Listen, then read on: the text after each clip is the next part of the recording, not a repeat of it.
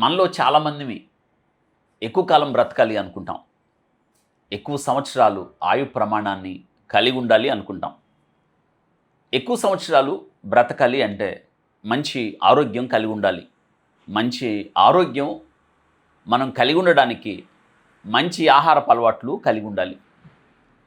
ఇటీవల కాలంలో ఒక పరిశోధన ఓహియో యూనివర్సిటీ అల్యూమిని 2026 పబ్లిష్ అయిన ఒక ఆర్టికల్ ప్రకారం 100 సంవత్సరాలు నేటి ఆధునిక కాలంలో ఆధునిక జీవనశైలి కలిగిన మనిషి బ్రతకడం సాధ్యమా అంటే సాధ్యమే అని తెలియజేశారు.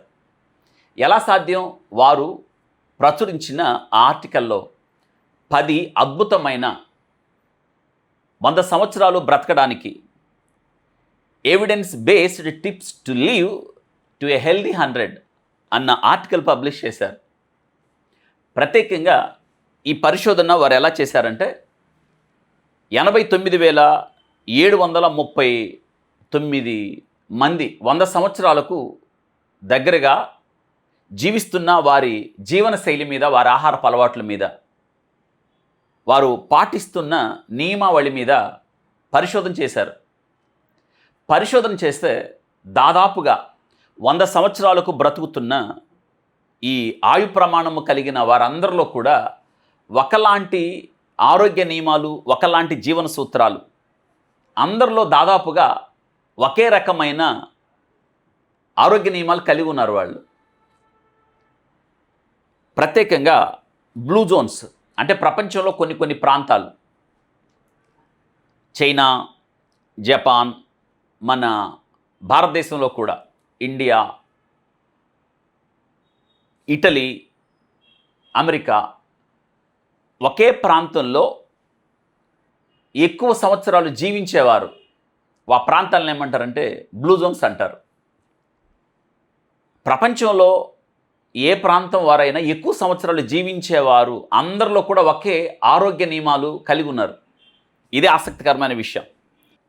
89,739 ప్రపంచ జనాభాతో పోల్చినప్పుడు ఈ పరిశోధన చేసిన వారి సంఖ్య తక్కువే, కేవలం 0.027% వస్తుంది. అయినప్పటికీ కూడా ప్రపంచంలో ఎక్కువ సంవత్సరాలు జీవించిన వారి జీవన విధానాన్ని పరీక్షించినప్పుడు అందరి అలవాట్లు ఒకేలా ఉండడం గమనించదగిన విషయం. గత 20 సంవత్సరాలుగా ఆయు ప్రమాణం పెరుగుతూ వచ్చింది. కాబట్టి ఈరోజు 100 సంవత్సరాలు బ్రతకడానికి ఏ ఆరోగ్య నియమాలు 100 సంవత్సరాలు జీవించిన వారు పాటించారు? ఇది నేటి కాలానికి ఆ పరిశోధన పత్రంలో ప్రచురించిన శ్రేష్టమైన 10 అంశాలు. ఈ 10 అంశాలు ఏంటో తెలుసుకుందాం. వాటిని పాటించడం ద్వారా అనారోగ్యం పాలు కాకుండా మంచి జీవనశైలిని అలవర్చుకొని, మంచి ఆహారపు అలవాట్లు అలవర్చుకొని ఎక్కువ కాలం బ్రతకడానికి అవకాశం ఉంది. అందులో మొట్టమొదటిది న్యూట్రిషన్ అండ్ డైట్. మనం తీసుకునే ఆహారం ప్లాంట్ ఫార్వర్డ్ డైట్ అంటే శాఖధాన్యాలు, ఆకుకూరలు. ఎవరైతే క్రమం తప్పకుండా వారి ఆహారంలో అనుదినం ఆకుకూరలు, ధాన్యాలు, గింజలు, ప్లాంట్ ఫార్వర్డ్ డైట్, ఫైబర్ ఎక్కువ ఉండే ఆహారం, ఎవరైతే అనుదినం క్రమం తప్పకుండా వారి ఆహారంలో, వారి డిష్లో ఇవి ఉంటాయో వారు ఆరోగ్యకరమైన జీవనశైలి, ఎక్కువ సంవత్సరాలు బ్రతకడానికి అవకాశం ఉంది. ఫైబర్ ఎక్కువ ఉండే ఆహారం, క్రమం తప్పకుండా తీసుకునే ఆహారంలో 5 రకాల ఫ్రూట్స్, సీజనల్ ఫ్రూట్స్ ఏవి ఉంటే అవి, వెజిటేబుల్స్, రెయిన్బో కలర్స్ అన్నమాట. మనం తీసుకునే ఆహారంలో అవి కూరగాయలైనా కావచ్చు, ఆకుకూరలైనా కావచ్చు. అనుదినం తీసుకోవడం ద్వారా ఎక్కువ సంవత్సరాలు బ్రతకడానికి అవకాశం ఉంది. కీలకంగా కడుపు నిండునట్లుగా ఆహారం తీసుకోకుండా 80% అంటే ఇంకా 20% మనం పట్టే ఖాళీ ఉంది.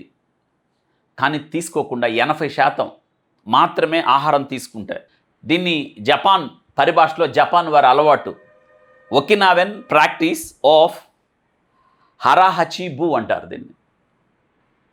అంత ఆహారం కడుపు నిండునట్లుగా తినకుండా 80% మాత్రమే తీసుకొని 20% ఖాళీ ఉంచటం. ఇంకా నేను తినగలను అన్నప్పుడే మనం కొంత ఖాళీ కడుపును ఉంచడం ద్వారా, ప్రత్యేకంగా ప్రాసెస్డ్ ఫుడ్స్, షుగర్ ఎక్కువ ఉండేవి, ప్రాసెస్డ్ మీట్, బయట దొరికే ఆహారం తినకుండా ఇంటిలోనే మనం ఆహారం తయారు చేసుకోవడం ద్వారా ఈ అలవాటు ఆయుష్ను పెంచడానికి, అనవసరమైన రోగాల బారిన పడకుండా కారణమవుతుంది. లిమిట్ ఆఫ్ ప్రాసెస్డ్ ఫుడ్స్,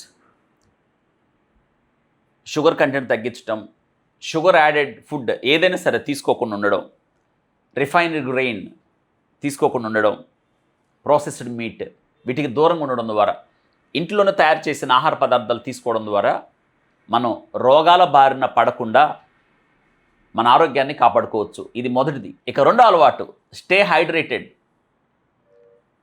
ఎక్కువగా నీరు తీసుకోవడం, మన దేహం డీహైడ్రేట్ కాకుండా మనం కాపాడుకోవడం. ప్రత్యేకంగా మన వయసు, మన వృత్తి, మనం ఎక్కడ పనిచేస్తున్నాం వంటి పరిస్థితులను బట్టి మనం నీరు తీసుకోవాల్సి ఉంటుంది.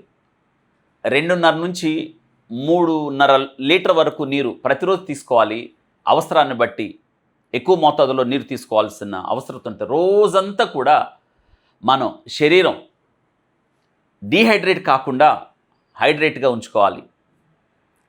ఇలా ఉంచుకోవడం ద్వారా దీర్ఘకాలిక వ్యాధుల నుంచి మనం కాపాడుకోవడానికి అవకాశం ఉంది. ఇది పరిశోధనలో తేలిన విషయం.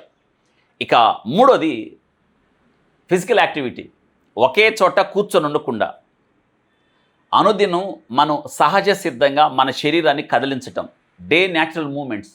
ఒకే చోట కూర్చొని ఉండకుండా ఇంట్లో పనులు కావచ్చు, గార్డెనింగ్ కావచ్చు, కొద్ది దూరం నడిచి వెళ్ళడానికి కావచ్చు, బయట పనులకి వెహికల్ మీద ఆధారపడకుండా నడిచి వెళ్ళడం, న్యాచురల్ మూమెంట్స్. శరీరాన్ని ఒకే చోట మనం అలా ఉంచకూడదు.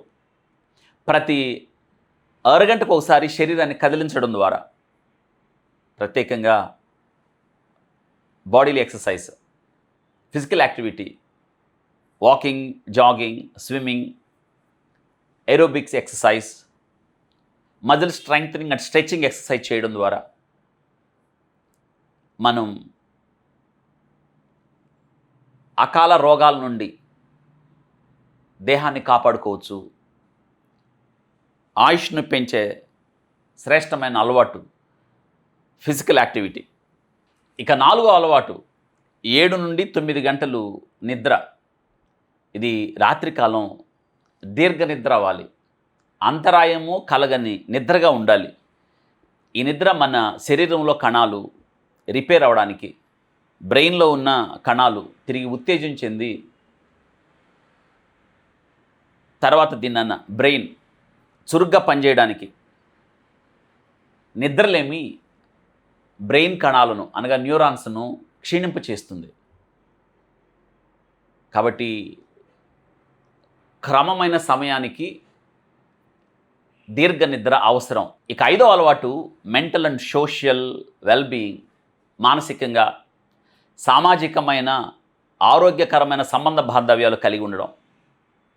అసలు మన పర్పస్ ఏంటో కనుక్కోవాలి. మనం ఎందుకున్నాం ఇక్కడ, ఏ పని చేయడానికి ఉన్నాం, మన వల్ల సమాజానికి ఏం మేలు జరుగుతుంది అని ప్రశ్నించుకోవాలి. ఆ ప్రశ్న మనకు బాధ్యతను పెంచుతుంది. ఉదయాన్నే లేవడం మంచి అలవాటు.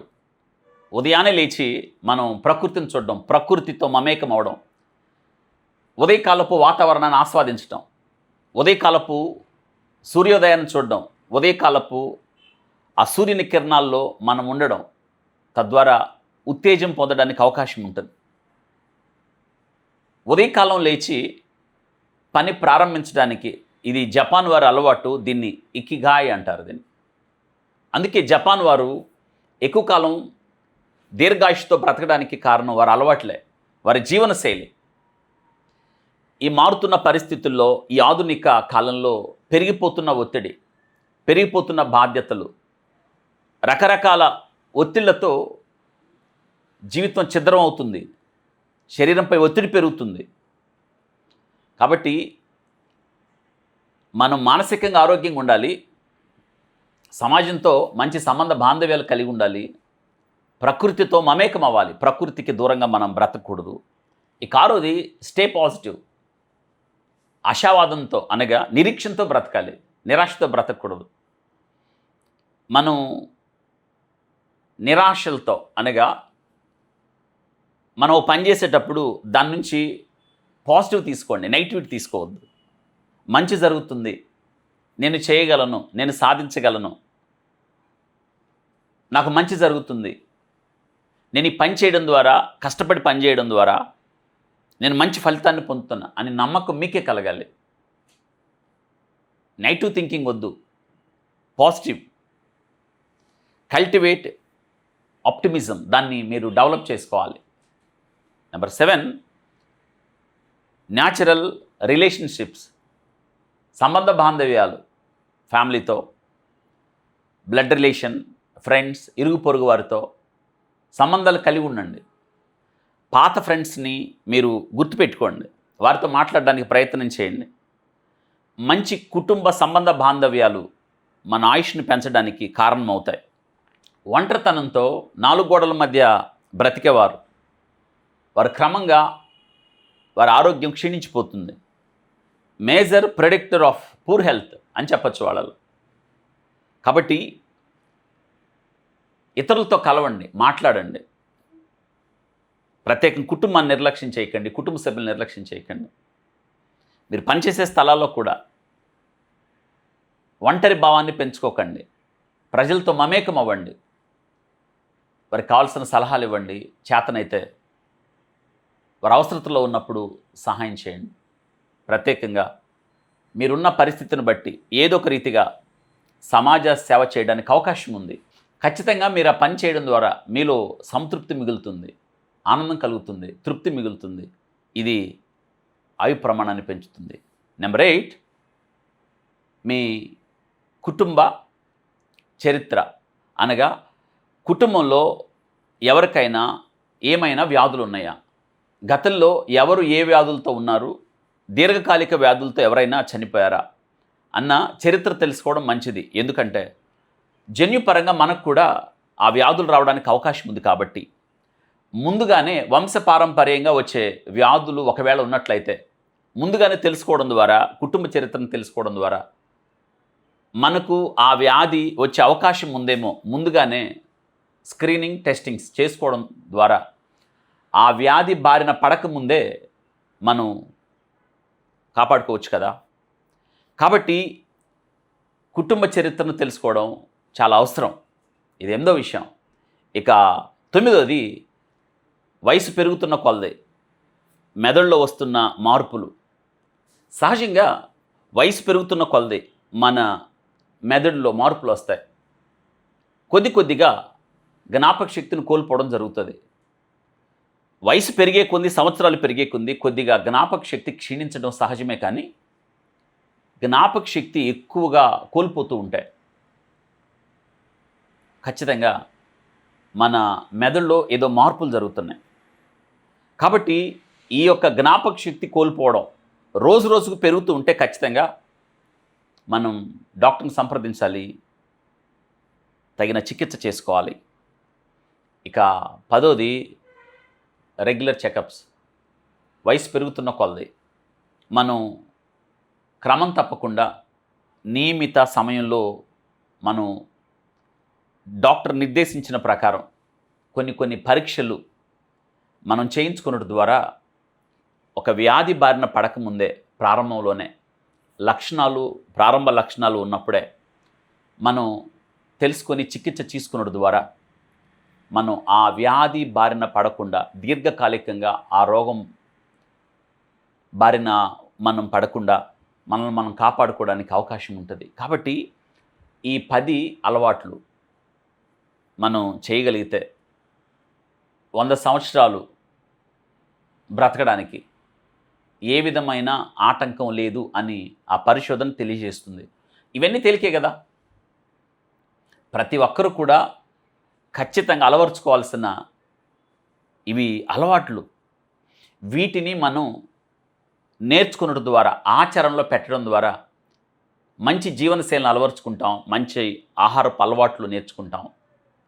తద్వారా మనం ఆరోగ్యం బాగుంటుంది, అదే మనకు ఆయుష్ని పెంచుతుంది. మీరేమంటారు?